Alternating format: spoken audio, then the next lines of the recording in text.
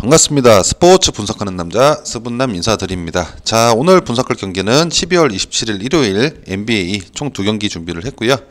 NBA 경기 데이터가 좀 쌓이는 대로 좀 더 경기 수를 늘릴 수 있도록 하겠습니다. 구독과 좋아요 한 번씩 부탁드리겠습니다.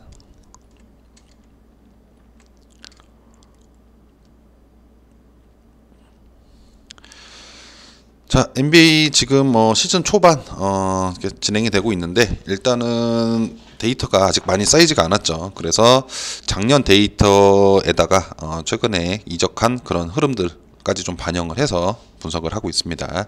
참고해 주시면 좋을 것 같고요. 지금 가운데 보시면은 배당 확인하시고요. 핸디캡도 보시고 언오버 기준점도 확인하시기 바랍니다. 자, 그래서 샬럿이 지금 현재 0승 1패, 오클라호마 시티가 지난 휴스턴과의 경기에서 휴스턴 선수의 그런 코로나 때문에 경기가 연기가 됐고, 그래서 아직 0승 0패, 아직 정규 시즌을 시작하지 않은 상황입니다. 자, 그래서 두 팀의 맞대결에서는 역시 오클라호마가 4승 1패로 앞서고 있는 상황이고, 샬럿이 이번 시즌 좀 어떻게 될지 좀 지켜봐야 되는 그런 모습이고, 오클라호마 시티가 변화가 좀 많았기 때문에 이 상대 전적이 과연 그대로 유효를 할지 한번 봐야 될 것 같습니다. 그래서 어쨌든 오클라호마 시티가 앞섰고, 두 팀의 맞대결에서는 조금 저득점 언더가 많았다라고 볼 수가 있고, 샬럿이 이번에 그래서 보스턴에서 데려왔죠. 고든 헤이워드 선수가 이번에 합류를 했는데, 헤이워드 선수의 평균 득점이 15.3득점에 나름 준 에이스입니다. 그래서 합류를 했고, 그리고 신인 드래프트 1라운드 세 번째 픽으로 데려온 라멜로 볼 선수가 가드인데, 어쨌든 지난 첫 경기 한 경기를 뛰었지만 16분을 소화를 했고요. 16분 동안 득점 없이 3어시스트 3번의 턴오버만 기록을 한 기록이 있습니다. 그래서 어쨌든 클리블랜드에 패배를 했긴 했지만 좀 아쉬웠었던 입장이고, 당시 샬럿에 많은 사람들이 아마 좀 베팅을 했던 걸로 좀 기억을 합니다. 근데 어쨌든 클리블랜드 전에서 비록 지긴 했지만 가드 로지어의 그런 미친 듯한 득점 몰빵으로 혼자 42득점을 기록을 했고, 좀 승기를 잡을 뻔했지만 어쨌든 졌고, 근데 어쨌든 이 로지어의 그런 득점이 42점이 나왔지만 좀 약간 계속될 것 같진 않아요. 42점을 매 경기 넣을 것 같진 않고, 이제 득점이 좀 떨어질 거다라고 보여지고 참고하시면 좋을 것 같고요. 그 다음에 오클라호마 시티는 이번 시즌 어쨌든 팀이 좀 색깔이 많이 바뀐 그런 팀 중에 하나입니다. 이적과 들고 날고 인 아웃이 많았던 그런 팀이기 때문에 참고를 하시면 좋을 것 같고요. 그래서 아까 말씀드렸던 크리스마스 이브 날 휴스턴 원정에서 나올 예정이었지만 어쨌든 나오질 않았고, 그리고 이번 시즌 트레이드를 통한 변화가 가장 많은 팀 중 하나라고 제가 적어놨는데, 자, 일단 좀 글씨가 잘 안 보일 수도 있으니까 일단 적어놨습니다. 그래서 일단 들어온 선수부터 보게 되면은 알 호포드 선수가 들어왔고요. 필라델피아에서 왔죠. 그래서 센터고 13.9 득점에 평균 득점을 내는 선수라고 볼 수가 있고, 그 다음에 트레버 아리자 선수가 포틀랜드에서 왔죠. 포워드고 10.5득점을 내고 있고, 그 다음에 저스틴 잭슨 댈러스에서 왔고 포워드 6.5득점을 내는 선수입니다. 그리고 타이 제롬 피닉스에서 가드를 했던 선수가 합류를 했고 3.3득점을 하고 있습니다. 평균적으로. 그 다음에 TJ 리프 선수가 인디애나에서 포워드를 하던 인디애나 선수가 왔는데 3.3득점. 그래서 전체적으로는 이런 선수들이 들어왔고, 반면에 나간 선수들은 누가 나갔냐? 좀 오클라호마 시티는 아예 팀이 바뀐 것 같아요. 그래서 나간 선수들은 스티브 아담스가 어제 방송에서 말씀드렸죠. 뉴올로 이적을 했고요. 센터 역할을 했습니다. 그래서 9.8득점에 아담스가 나갔고, 그 다음에 크리스 폴, 우리가 잘 알고 있는 크리스 폴이 피닉스로 이적을 했죠. 그래서 평균 18.4득점에 크리스 폴도 이적을 했고, 그 다음에 갈리날리 선수도 애틀란타로 이적을 했습니다. 16.2득점에 갈리날리도 이적을 했고, 그 다음에 평균 14점을 득점을 하던 슈레더가 레이커스로 갔죠. 그래서 이 부분도 오클라호마 시티 입장에서는 좀 많이 전력 누수가 심하다라고 보여지고, 그 다음에 테렌스 퍼거슨 선수도 필라델피아로 이적을 했는데 평균 한 5점 정도 넣었던 선수입니다. 그래서 이 외에도 좀 있는데 그 외의 선수들은 조금 중요도가 좀 떨어지기 때문에 좀 잘랐고요. 이 글이 안 들어오더라고요, 이 안에. 그래서 일단 주요 선수들만 좀 기재를 했습니다. 그래서 어쨌든 팀 전체적으로 봤을 때는 좀 경쟁력이 좀 떨어진 건 사실이다라고 보여지고, 아담스, 폴, 그리고 갈리날리, 슈레더의 그런 무게감이 많이 약해졌다라고 보여집니다. 그래서 사실 이 경기는 승패로 봤을 때는 이런 팀 전체의 변화가 아무래도 심한 오클라호마 시티가 좀 불리한 건 사실이고, 근데 승패를 가는 거는 좀 어려운 게, 이 샬럿이 정배를 받으면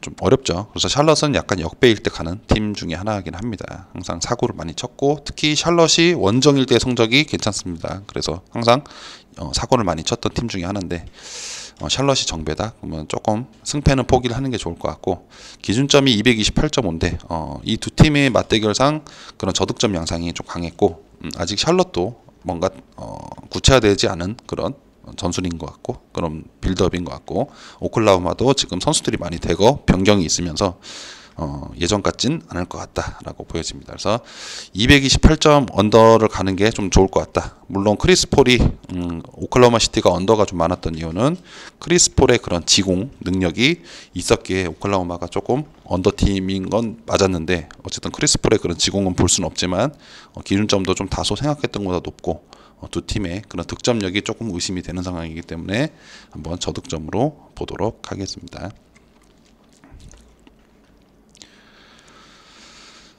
자, 다음은 시카고 대 인디애나. 그래서 조금 걱정이 되는 시카고하고 좀 작년과 비슷한 꾸준함을 보일 것 같은 인디애나의 대결. 그래서 배당도 확인하시고요. 그 다음에 언오버 기준점도 한번 보시기 바랍니다.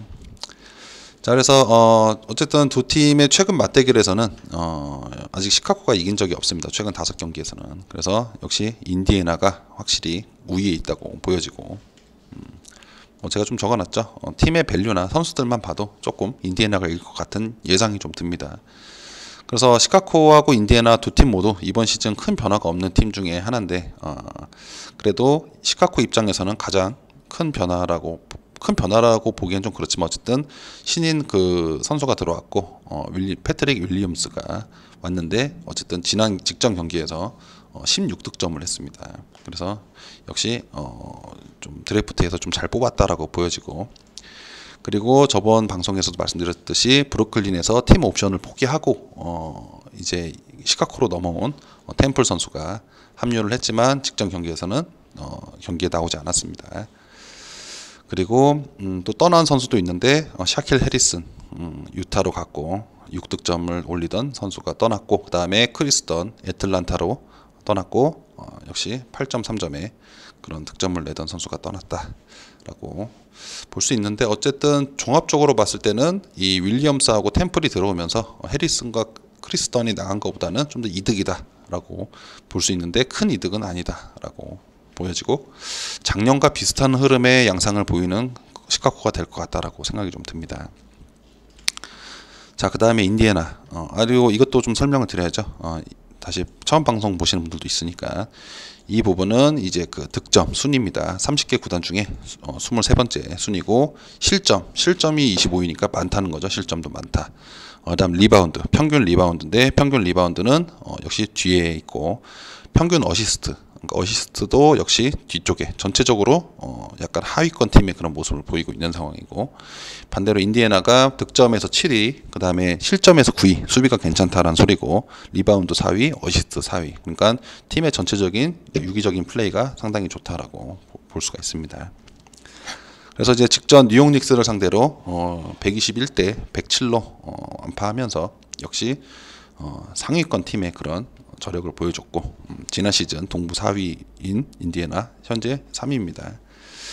자, 그래서 당시 이제 그런 뉴욕 닉스를 상대로 사보니스가 32득점을 올리면서 활약을 했다고 보여지고, 그리고 그 다음에 브룩던 선수, 그리고 올라디포가 각각 21, 22득점으로 이 세 명의 선수가 주축이 돼서 좀 털었다라고 생각이 듭니다.